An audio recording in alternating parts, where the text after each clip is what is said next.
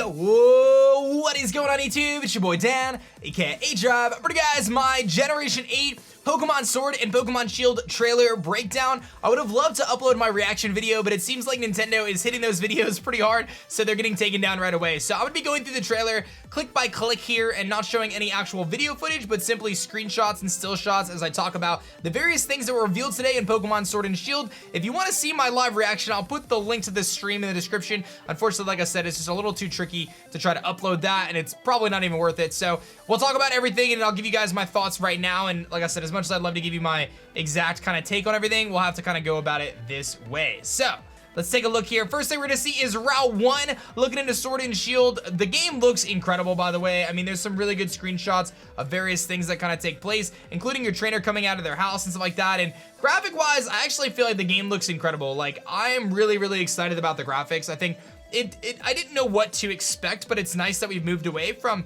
the Sun and Moon engine, which was what was apparent in Let's Go Pikachu and Eevee. So it's nice that we're looking towards something new that is going to give us an opportunity to kind of have just new graphics in general, and I really like the art style. I think it looks awesome.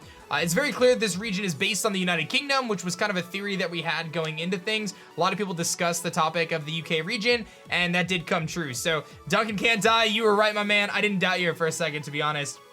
So we're gonna see these new characters, some beautiful shots of kind of like what looks like the starting town or the starting village. Love that lake. Hopefully that means there's diversity in terms of the Pokemon spawns and things that are gonna take place there. But really excited, both the male and female character look pretty darn awesome. We see a lot of kind of city landscape. This seems to be, there's a few references on the map that kind of point towards looking at, you know, the London Eye and things like that. So very much so based in the United Kingdom, which is, in my opinion, pretty cool. This character running over the bridge and some cool signage and stuff like that. You see like a mountainous region, which we can kind of allude is going to be later in the game. So that's pretty cool. Definitely, I always hope that they include the icy region part at the beginning of the game, but this seems to be later in the game or post game. Let's see here. There's a couple of screenshots of this. This I wanted to show you guys. It looks like the trainer's sneaking. There's a couple of shots. I don't know if this is exactly the one, but there's a shot where it looks like the trainer's sneaking, and perhaps that could allude to the fact that we might be getting Dex Nav back. But one big takeaway here is that there is no overworld Pokemon. We can see that the character is actually going to encounter Pikachu here, right outside of this town, and get into a battle with Pikachu with their Minccino. So this confirms that it's not like Black and White and Unova, where it's a complete reboot, but rather there are going to be old Pokemon integrated into the region, which does likely lessen the amount of new Pokemon we're going to get. We know of at least 4 new Pokemon and most likely 10 Pokemon when you see the emblems for the logos, and as well as the 3 starters, and most likely their 2 evolutions each. So we have 10 essential new Pokemon, maybe more. I'm expecting somewhere around the 70 to 100 range. I don't think we're gonna get like that 150 range though.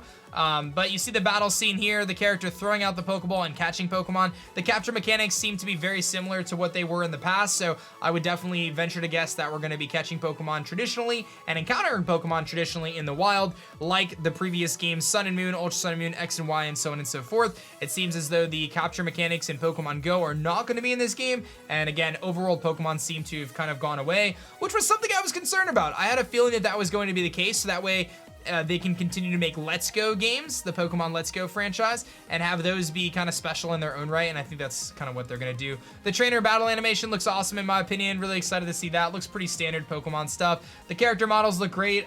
You know, I love this screenshot of, there's a Lucario there. You can see Meowstic, Flygon battling a Braviary. Pretty cool there. Tyranitar taking a big hit in this giant Pokemon stadium, battling against the Lucario, which is pretty cool. You got this trainer with the Munchlax there, and look what looks like your house. I wanted to mention, it is, I think it's kind of hard to grab the screenshot of it. There it is. It's not gonna give me that screenshot. It's gonna keep diverting me back, but there's like that white horse type thing, which is a reference to the UK. So I don't know if that's going to be an actual Pokemon or what it's going to be. Oh, there we go.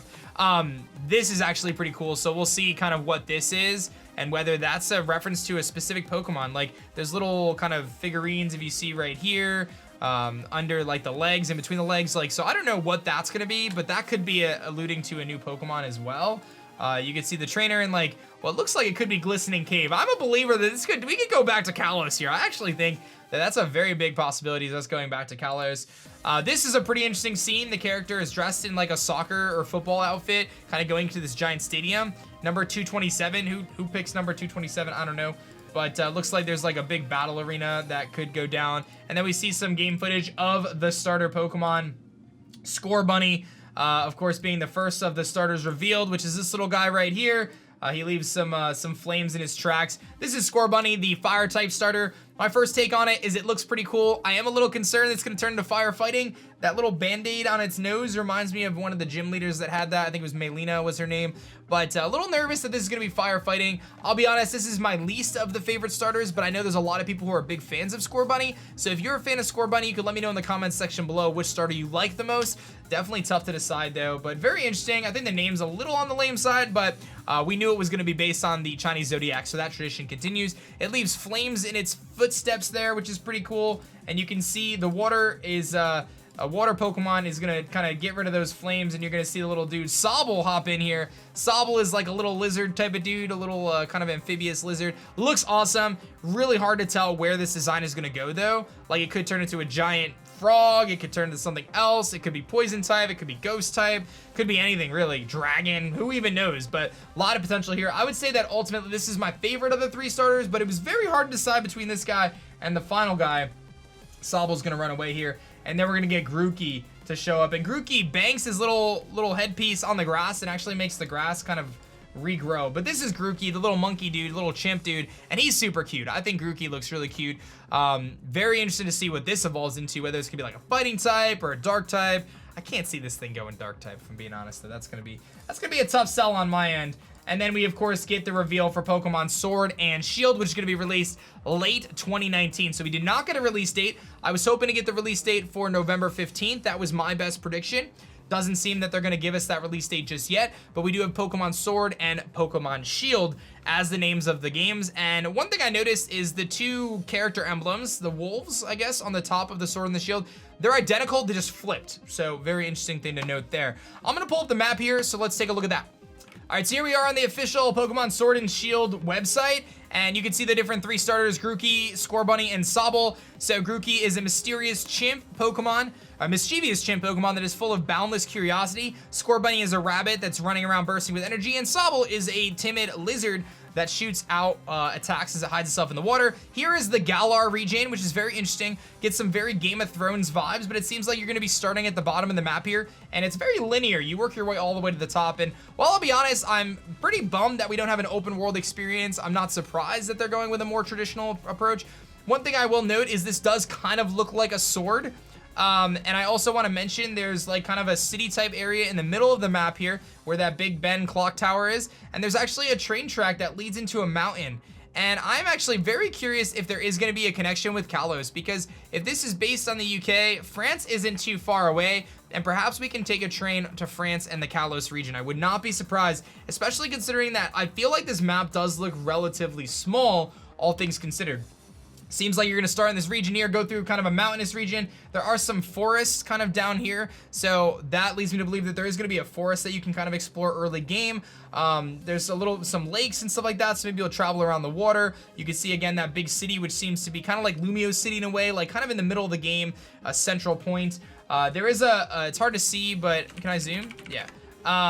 If you look on the right hand side on this indent, you can actually see like a little lighthouse, and there's a little island there. There's a couple little islands scattered about, and then what looks like some sort of Elite Four Victory Road type thing. There's some mountainous region to the right there and some other stuff going on, so definitely quite a bit to look at in terms of the map. And then Pokemon Sword and Shield will be set in the Galar, an expansive region with many environments, idyllic countryside, contemporary cities, thick forests, and craggy snow-covered mountains. The people in Pokemon live together in this region, and they've worked together to develop the industries here. You'll visit the various gyms in the Galar region, aiming for the inviolable and admirable title of champion. So, gyms are back. We saw some screenshots of what looked to be a grass-type gym in the first area of the game, so perhaps we'll be able to take on a grass-type gym leader.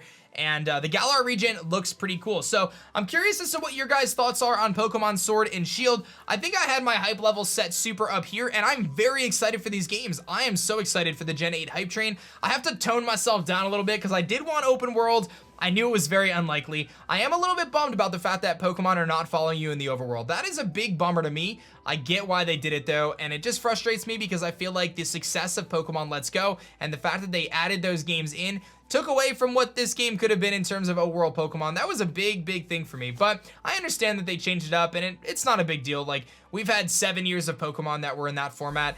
It's not going to be a bad game simply because of that, but I would have liked to see overworld Pokemon and Pokemon following you. But from the glimpses of what we have seen, I'm loving the graphics. I think those are on point. The starters are cool. I'm having a hard time like being blown away, but I do think that Grookey and Sobble are pretty neat. I'm not a big fan of Scorbunny, but I think a lot of you guys are going to like that. A lot of people liked it. In fact, it was one of the more popular starters when I did a poll.